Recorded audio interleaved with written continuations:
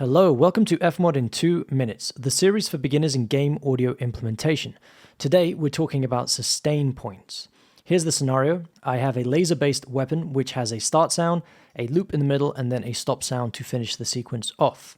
The idea is that the start sound will begin the sequence, and then we will hear this loop inside of a nested event, which is made up of 2 layers. And then once we've run out of ammo, it will finish the sequence with a stop sound.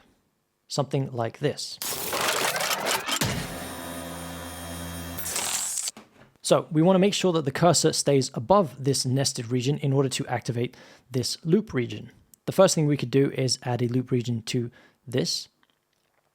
But the issue with this is that we will hear the tail of the start sound every time it loops back around.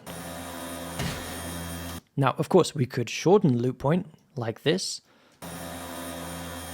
and it would work fine. The only issue now is that when we do add a parameter here to attach it to the ammo count, and put it down to 0 and make sure we invert it.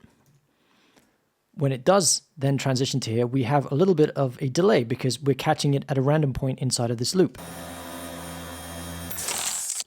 And it's not ideal, not as smooth as it could be. Of course, we could make this loop as small as possible and even zoom in and make it as teeny tiny as possible here. In which case, it's pretty smooth. However, I don't like the idea of this cursor doing a little dance inside of one of my events whilst the game is playing.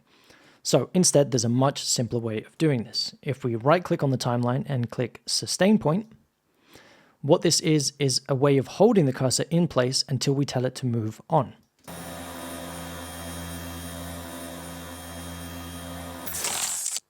As you can hear, when I use the manual key-off button, which is up here, I can hear a very seamless transition from this loop to the end sound. The only thing that's left for us to do is to attach the parameter to the sustain point, much like we did with the loop region.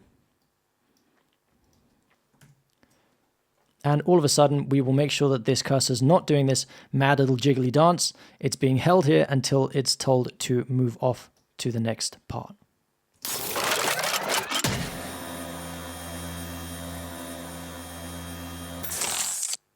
And there you have it, a really clean way of holding your cursor in place until you need it to move on to the next part.